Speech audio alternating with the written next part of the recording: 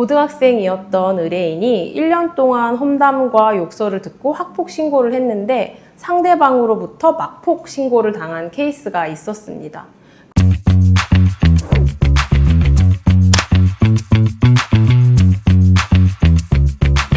안녕하세요, 성사닷컴 시청자 여러분. 법무법인 백율의 대표 변호사 김혜림입니다. 여러분과 오늘 제 이야기와 경험을 나누게 되어서 영광스럽게 생각합니다. 사실 변호사가 된 거창한 계기는 없었어요. 그런데 학교폭력 사건이나 소년보호 재판을 하게 된 계기는 있었습니다. 제가 법무부에서 근무할 때 학교폭력 가해자로 억울하게 지목됐던 기초생활수급자를 상담했던 적이 있었어요. 재심 청구를 충분히 할 수 있는 사안이었는데도 경제적인 어려움 때문에 별다른 불복 절차를 제기하지 못한 것을 보고 아이들 사건에서만은 유전무죄, 무전유죄는 없어야 되지 않을까라는 사명감으로 이 사건을 많이 진행하게 되었던 것 같습니다. 피해 학생을 도와서 졸업식이 임박한 시점에 가해 학생들을 대상으로 치료, 처분을 받아줬던 사건이 가장 기억에 많이 남습니다.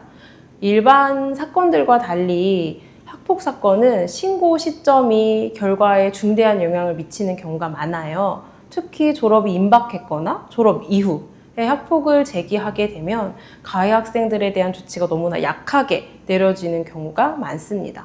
저희 의뢰인은 여러 명의 가해 학생들로부터 강제추행, 폭행, 사이버 폭력까지 수많은 피해를 장기간에 걸쳐서 당했음에도 불구하고 졸업 이후에 신고했다라는 사정만으로 억울한 상황에 처해 있었습니다. 교육청이나 학교에서도 졸업 이후에 심의가 열리기 때문에 별다른 조치를 내려주는 것이 좀 어렵다라고 계속해서 난색을 표했거든요. 학폭 사건은 학폭 신고 이후에 보호자 의견서를 작성하게 되고 그 다음에 전담 조사를 받게 되고 마지막으로 학폭 심의에 참여하게 됩니다. 그런데 매 단계에서 중대한 조치가 내려지기엔 어렵다라는 얘기를 계속해서 들었습니다.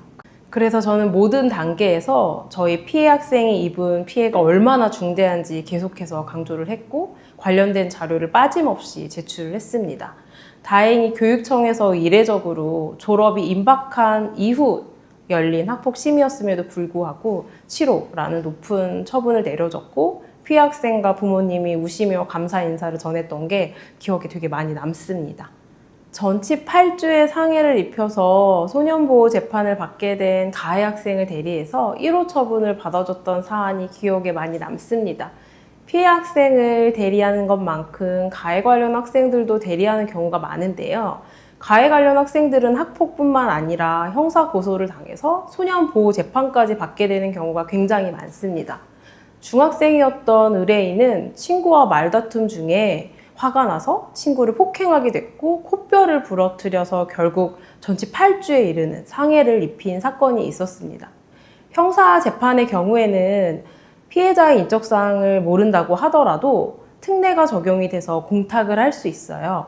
그런데 소년보호 재판 경우에는 특례가 적용되지 않아서 피해자가 동의해주지 않으면 공탁을 진행할 수 없는 어려움이 있습니다. 그래서 저희는 학폭 단계부터 피해자와의 합의에 엄청나게 공을 들였던 기억이 납니다. 피해자 측에서는 다소 무리한 세부사항까지 굉장히 많이 요구를 했었는데요. 그 세부사항 조율부터 시작해서 비용 지급, 여러 절차를 세심하게 조력했고 다행히 합의에 이를 수 있었습니다. 결국 저희 의뢰인은 소년보호 재판에서 1호 처분을 받게 됐는데요. 여기서 1호 처분은 법원에 함께 왔던 보호자와 다시 집으로 함께 돌아가는 처분이라 보호소년 입장에서는 별다른 조치가 안 내려진 것처럼 느껴지기도 하는 아주 가벼운 조치에 해당합니다. 의뢰인이 감사 인사를 정하셨고 학업에도 지장 없이 일상으로 돌아갈 수 있어서 그 점이 좀 기억에 많이 남습니다. 고등학생이었던 의뢰인이 1년 동안 험담과 욕설을 듣고 학폭 신고를 했는데 상대방으로부터 막폭 신고를 당한 케이스가 있었습니다. 그런데 학폭 사건은 학교에서 진행되다 보니까 학교 선생님들의 선입견이 일부 반영되는 경우가 있습니다. 학폭 심의에서는 학폭 피해자가 먼저 진술을 하고 그 다음에 가해자가 진술을 하는 순서로 진행이 되는데요. 저희 의뢰인은 먼저 학폭 신고를 했음에도 불구하고 학교에 선입견이 반영되어서 그런지 가해 학생 순서인 나중 순서에 진술을 하게 되도록 절차가 진행이 됐었습니다.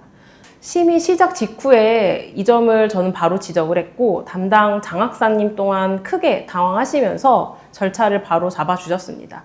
다행히 저희 의뢰인이 주된 피해자라는 점이 밝혀졌고 조치 결과 또한 저희 의뢰인이 피해자라는 점을 반영해서 낮은 조치를 받을 수가 있어서 좀 기억에 많이 남았던 것 같습니다.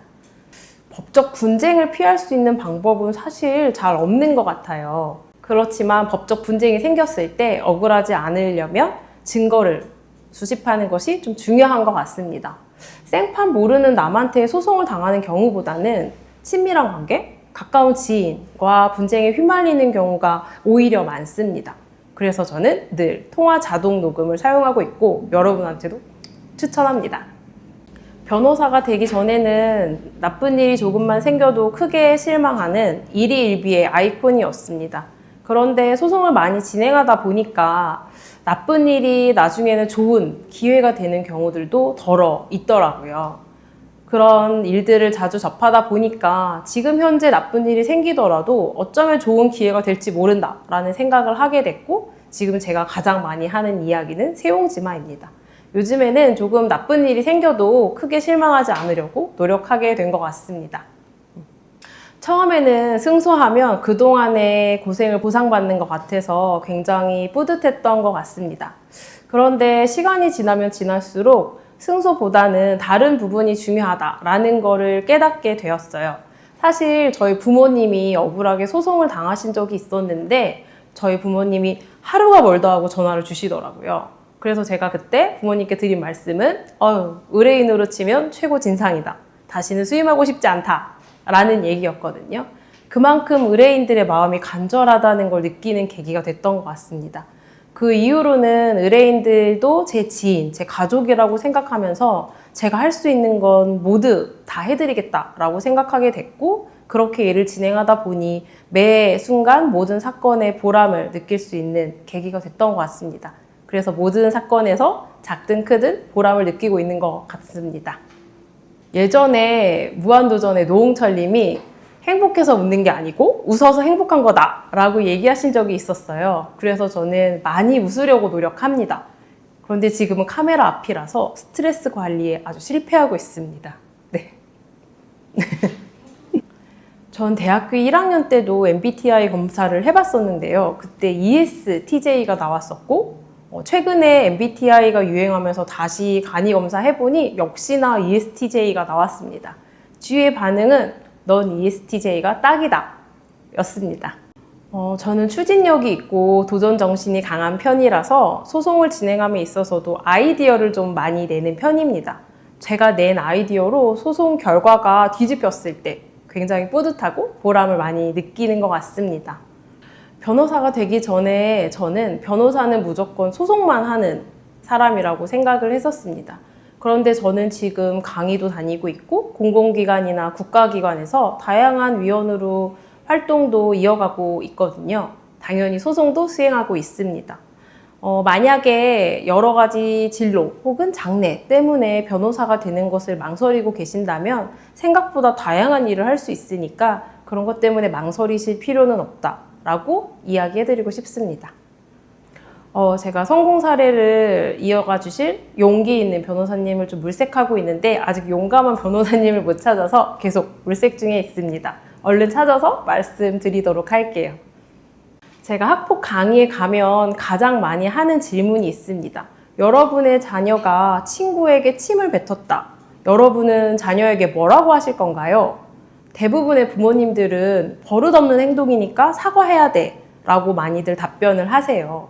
그런데 침을 뱉는 행동은 장난을 넘어서 폭행, 성립할 수도 있습니다. 학교폭력 사안은 초기 대응이 무엇보다 중요한데 사안의 심각성을 파악하는 것이 쉽지 않아서 안타까운 경우를 좀 많이 보는 것 같습니다. 여러분의 자녀가 안녕하고 행복하기를 기원합니다. 감사합니다. 여태까지 변호법인 백율의 김혜린 변호사였습니다.